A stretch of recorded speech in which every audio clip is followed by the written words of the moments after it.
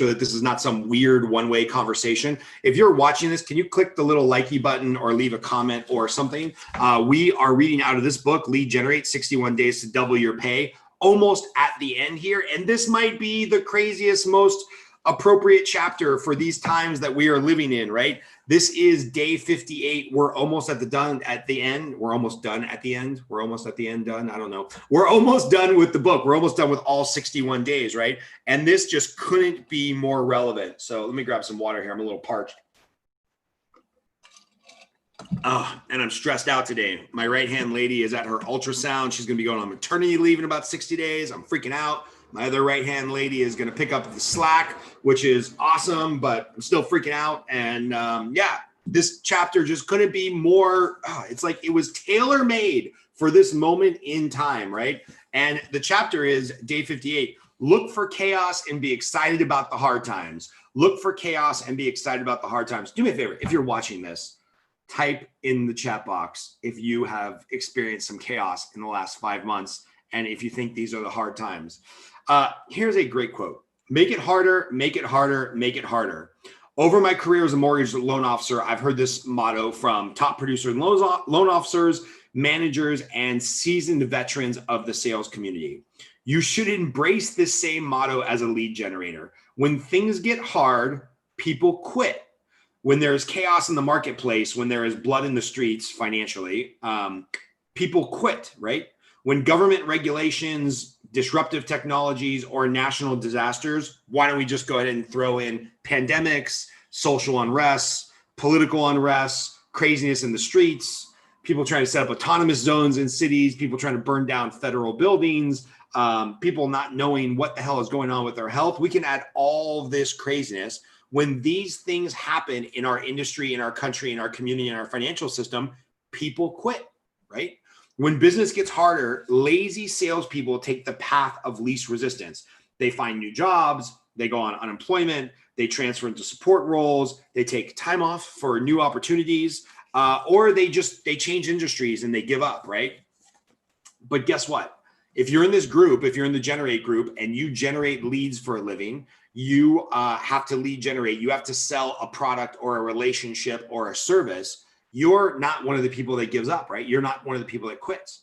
Those that commit to a daily practice of lead generation, making the connections, right? Connecting with people genuinely, those people who are working their ass off right now. And I don't even care if the product that you sell is not legally allowed to be sold, right? If you own a bar and you can't have anybody come to the bar legally because your town, city, or state is shut down, you still have to be lead generating, right? You still have to be putting content out there to connect with your audience and connect with your particular clients, right?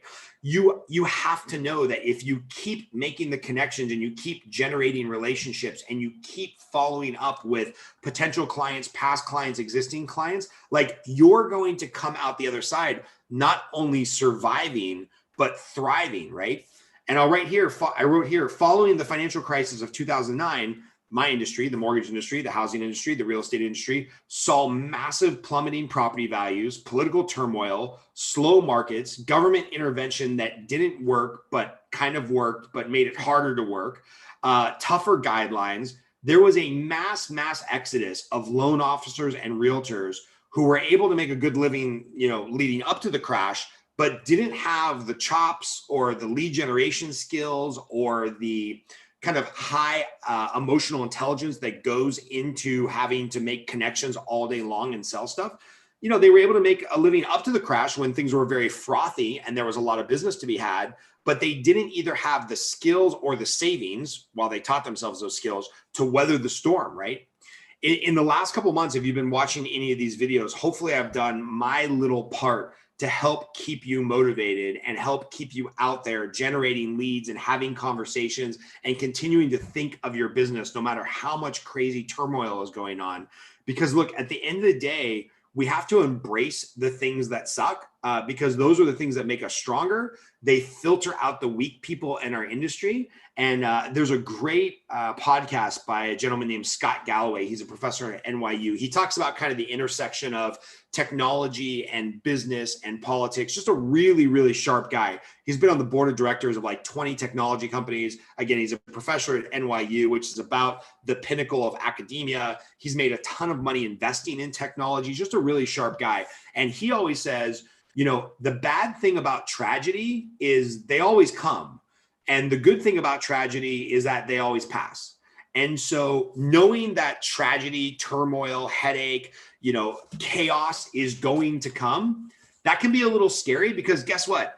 After COVID-19, it's going to be some civil unrest over the election. And after that, it's going to be, you know, some drama with China or Korea. And after that, it's going to be, you know, the bill comes due for this $5 trillion in money that we're printing. And after that, there's going to be some shortage of toilet paper or some other crazy chaos, right? That can interrupt our life and our business.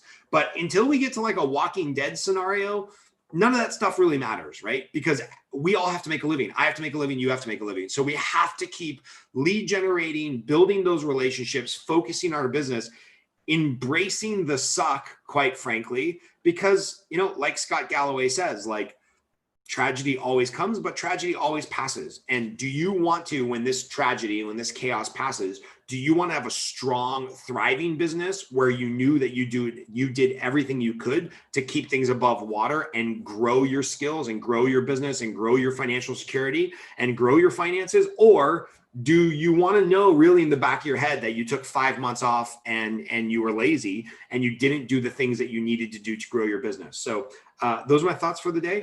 If you're watching this, if you've been dealing with chaos either in your life or just seeing what's going on around us in the country and in the world, leave a comment, click the little likey button, share this, right? If you know somebody that maybe you tactfully want to say, hey, it's time to get off your ass and start worrying about the chaos, and stop worrying about the chaos and start worrying about your business and doing some lead generation, add them to the group. We'd love to have them here. All right, that's all I got for you. Love you lots, and we'll talk soon.